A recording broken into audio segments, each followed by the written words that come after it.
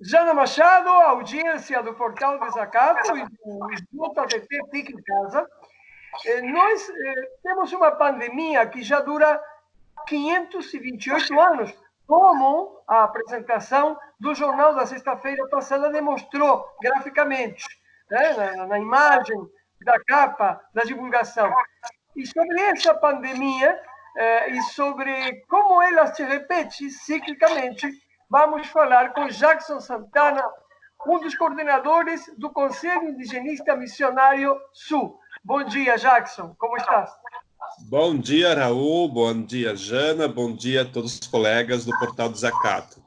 Tudo bem? Tudo certo? Estamos aqui nessa empreitada, né, diária, né, de estar sempre informando, né, e se comunicando com vocês, que é um espaço que a gente entende super importante de levar essa outra informação às pessoas. Um bom dia a vocês.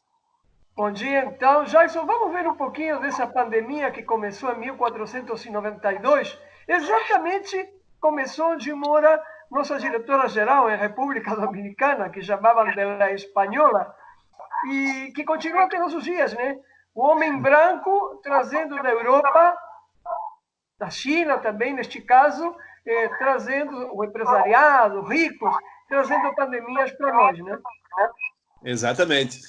Assim que os povos indígenas, eles durante todo esse tempo, né, eles vivem constantemente com essas invasões, né? Então, daí agora a gente está entendendo um pouco e percebendo a dimensão disso tudo, né? Quando começou essa nova epidemia que estamos convivendo, né? A gente entendia assim, os povos estão isolados, os povos estão nas suas aldeias, né? E dificilmente eles vão ser atingidos, né?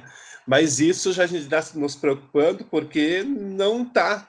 Na verdade, os brancos estão indo lá e tem já indícios já de casos no Amazonas, casos lá em São Paulo e tal. Então, essa não falas antes, né? Isso vem desde 1492, não é de agora, né? Então, esse extermínio dos povos, né? Extermínio das comunidades, a gente sabia lá que naquela época lá 5, 6 milhões de indígenas, né? E que a maioria deles foi exterminado justamente por essa invasão, tanto pandêmica, né, quanto outros tipos de intervenção do branco, né?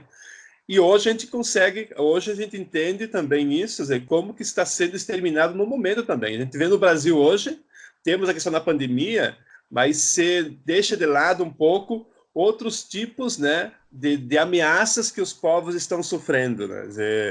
Invasões de madeireiros, né? Invasões de grileiros, invasões do governo, onde tirando o direito dos povos indígenas conquistado com muito esforço na Constituição Federal, também isso é uma forma de violência muito grave, né? Então, os povos indígenas, eles vivem constantemente com essas grandes ameaças que está acontecendo, né? Então, tipo assim, a pandemia Como é a situação específica nos 3 estados do Sul e particularmente em Santa Catarina, Jackson? Nesse momento, a questão da pandemia ou um pouco mais geral? Então, não temos hoje casos mais precisos aqui na região sul, na Santa Catarina, Paraná e Rio Grande do Sul, né? Mas a gente já acredita que daqui uns dias já vamos ter preciso quais são e aonde são, né? Mas temos em São Paulo, né? São Paulo já é entre os São Paulo nós temos uma grande população de indígenas que vive na capital, que também faz parte do Regional Sul, no caso, né? Hoje, São Paulo, a maior população indígena que vive em contexto urbano no Brasil está em São Paulo, né? Está em São Paulo. E temos situações muito sérias, né? Pico do Jaraguá, que é uma aldeia urbana, né? Onde vive os Guarani, que estão ameaçados constantemente essa intervenção de empresas que estão tirando eles de lá. Despejo, né? E tem a questão da pandemia, que tem já 1 ou 2 casos lá dentro. Então, se você tem 2 casos indígenas dentro de uma aldeia, isso, a probabilidade de aumento é grande, né? É grande, né? Porque os indígenas tem um jeito diferente nosso, né? E aquela forma de compartilhar tudo, né? Que está junto. Então, quando chega um caso de pandemia, de caso específico dentro de uma comunidade indígena, a situação é muito séria. Então, nós tínhamos um caso agora foi relatado com uma liderança indígena aqui do norte do Rio Grande do Sul, de Euclides, né, de um acampamento indígena, onde são mais de 100 pessoas. Eles estavam falando o seguinte: o grande medo deles é que se tiver um caso dentro de uma aldeia, mesmo um acampamento, assim, como é que a gente vai suportar isso? Por quê? Porque as crianças compartilham tudo dentro de uma aldeia, né? Principalmente... Finalmente, não, isso está entendido. Jackson, finalmente, como se comporta o Estado? Como estão se comportando os Estados com as terras indígenas, com relação à pandemia? A pandemia? Pois é, a gente tem hoje que há uma grande preocupação das entidades, né, dos órgãos, né.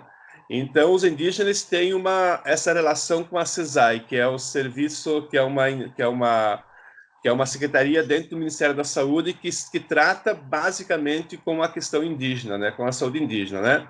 Então, os indígenas eles têm uma organização própria deles, né, de controle social junto a essa entidade, né?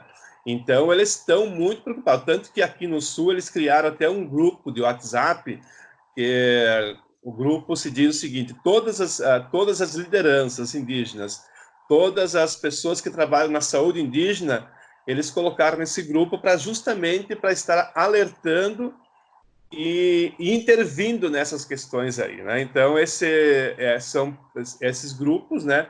São formados por agentes de saúde indígena e também lideranças para que possam informar as comunidades do que está se passando. Então, eles estão cobrando do Estado, porque, na verdade, a CESAI, a saúde indígena ela não é específica de um Estado. A saúde indígena ela é anexada diretamente ao Ministério da Saúde, né? A nível nacional, na União, né? Então, eles estão preocupados, né, e intervindo diretamente a esse órgão, né? Então, não há até eu assisti esses dias, foi quarta-feira, foi uma pergunta que saiu todos os dias o Ministro da Saúde vai e faz uma live, uma coletiva, né? E foi o primeiro momento, né? Primeiro dia onde que ele se manifestou a respeito da saúde indígena, né? Justamente criticando, dizendo assim que foi um indígena que foi para fora do país, patrocinado por uma ONG, trouxe e voltou foi na Amazonas e foi lá e levou a doença para as comunidades, né? Sempre colocando... Ou seja, homem branco pode viajar, indígena não pode viajar. Exatamente. Homem branco pode contaminar, indígena não pode contaminar.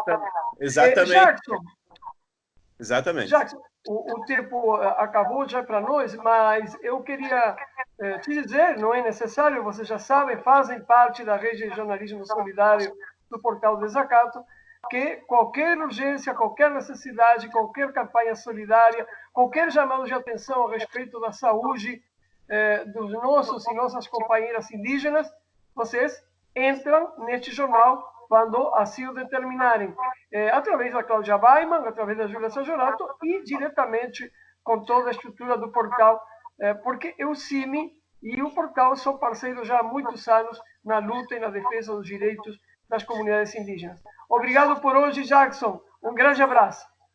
Obrigado, Raul. Obrigado a todos vocês. Até agradeço bastante, né? Todo esse caso que teve no Maranhão agora, que o Gil até deu entrevista ontem, né? Que vai ao ar hoje.